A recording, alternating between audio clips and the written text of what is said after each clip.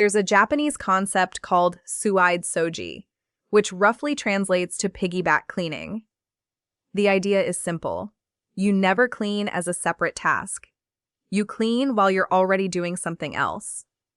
So the chore attaches itself to a moment that's already happening instead of becoming its own event you have to plan for. While waiting for the kettle to boil, you wipe down the stovetop. While brushing your teeth, you run a cloth over the bathroom mirror. While the washing machine runs its cycle, you wipe the machine's exterior and the shelf above it. None of these take more than 30 seconds, and none of them require setting aside time, because the waiting was already happening anyway. You're simply filling dead time with something useful instead of scrolling through your phone. This connects directly to a second habit, the 1-minute rule. Before setting anything down for later, ask a simple question. Will this take less than a minute to deal with right now? Hanging a coat, rinsing a cup, returning a book to its shelf, these tasks almost always qualify. The rule works because it interrupts the exact moment clutter is born, the instant something gets set down temporarily. Most disorder isn't caused by big messes.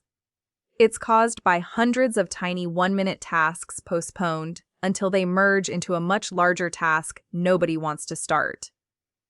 Together, these two habits create something powerful. Cleaning stops feeling like a scheduled activity and starts feeling like something that simply happens throughout the day, in the cracks between other tasks, without ever needing its own dedicated block of time. Walk into a well-organized workshop, and you'll often notice something specific. Tools hanging on a pegboard with their outlines painted behind them. A hammer-shaped silhouette. A wrench-shaped silhouette. This is called a shadow board, and while it's used in workshops worldwide, the underlying logic is deeply tied to a Japanese organizing principle. Every object should have one home, and that home should be visually obvious at a glance. You can apply this same idea to a kitchen drawer or a bathroom cabinet without painting anything. A drawer divider with a specific slot for scissors, for tape, for a specific tool, means that tool has exactly one place it belongs, and an empty slot instantly signals that something is missing or out of place. Compare that to a drawer where everything is thrown in loosely. Nothing looks wrong until the drawer is completely overflowing, because there's no visual signal telling you something's off before that point. This same logic extends to a small daily habit many households in Japan practice. A single dedicated tray by the door for keys, wallet, glasses, and anything else carried daily. Not a drawer, not a shelf, one shallow tray. The moment you walk in, these items go into the tray, and the moment you leave, you check the same tray. It sounds almost too simple to matter, but it removes the single most common source of morning stress, spending 10 minutes searching for keys that could have taken 2 seconds to grab. Finally, for anything stored in bags or containers of varying sizes, the habit of nesting saves an enormous amount of space. Smaller bags stored inside slightly larger ones, smaller boxes stacked inside bigger ones, rather than each container taking up its own separate patch of shelf space. A cabinet full of nested containers can hold triple what the same cabinet holds when everything sits side by side. Most cleaning cabinets are full of specialized products.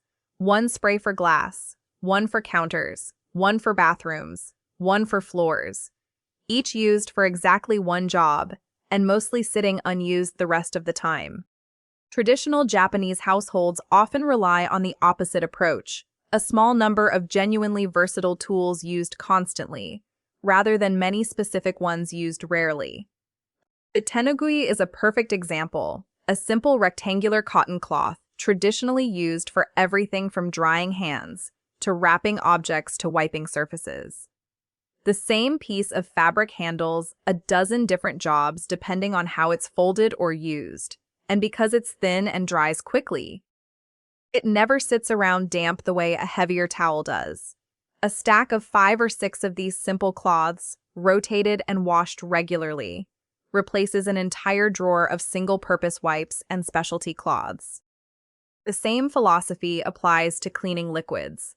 Rather than buying a separate bottle for every surface in the house, many households rely on just 2 or 3 genuinely multi-purpose solutions, diluted differently depending on the job. Fewer bottles means less to store, less to remember how to use, and less decision fatigue every time you reach under the sink, wondering which product handles which surface. This isn't about owning nothing. It's about recognizing that most specialty products solve a problem that a single well-chosen, versatile tool already solves just as well, without taking up an extra shelf to do it. Here's a detail most people never think about. The order in which you clean a room actually matters. And gravity has already decided the correct sequence for you. Dust and debris fall downward. If you sweep the floor first and then wipe down a shelf above it, the dust you disturb while wiping simply falls onto the floor you just cleaned, undoing part of the work.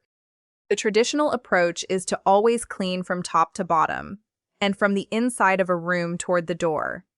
Ceiling fans and high shelves first, then countertops and furniture at eye level, then finally the floor.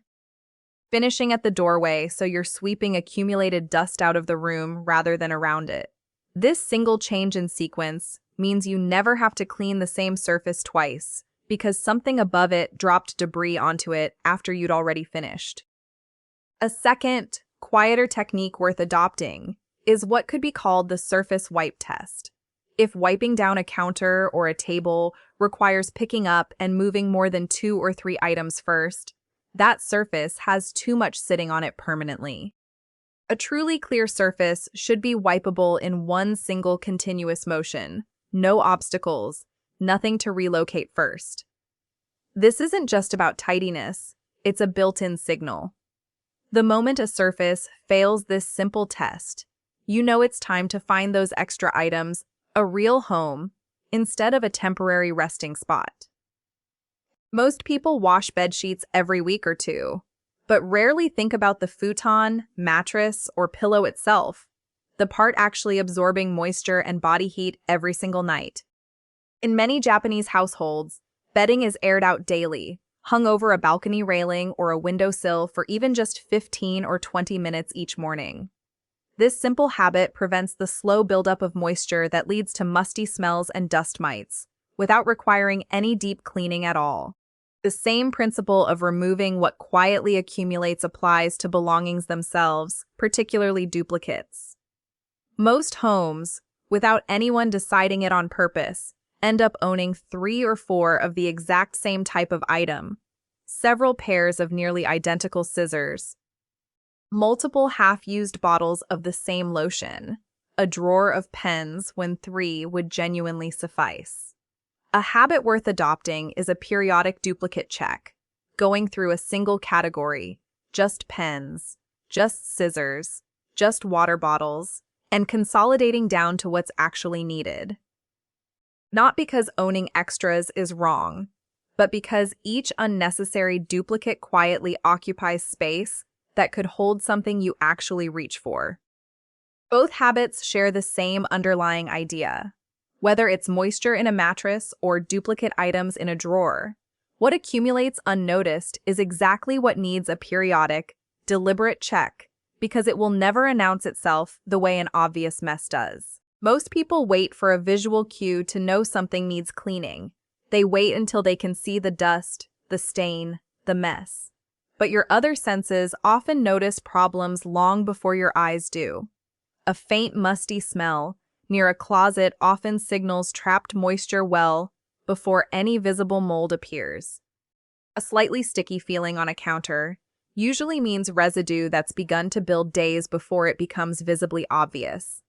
Paying attention to these smaller signals, rather than waiting for a visual trigger, catches small problems while they're still small. The final habit worth adopting has less to do with cleaning and more to do with how you relate to your belongings. Japanese culture holds a gentle concept called mono no aware, an awareness of the quiet impermanence in things. And a related idea that objects that served you well deserve a small moment of acknowledgement before they go. Rather than feeling guilt when letting go of an old sweater or a broken appliance, this mindset treats the moment with brief gratitude, a quiet thank you for the use it provided, rather than a heavy sense of waste or loss. This might sound sentimental for a cleaning video, but it solves a very real, practical problem. Most decluttering fails because people feel guilty getting rid of things, and that guilt causes hesitation. And hesitation is exactly what keeps closets full of items nobody actually wants anymore. Replacing guilt with a small moment of gratitude removes the emotional friction that keeps unnecessary things stuck in your home for years. None of these 15 habits require a dramatic weekend overhaul or an expensive organizing system. They're small adjustments to timing, sequence, and mindset, attaching cleaning to moments you're already living through, giving every object a visible home. Choosing fewer versatile tools over many specific ones, cleaning in the order gravity intended, airing out what quietly absorbs moisture, and letting go of things with gratitude instead of guilt. Pick 2 or 3 that feel manageable this week. And notice how much lighter your home feels without ever scheduling a single big cleaning day.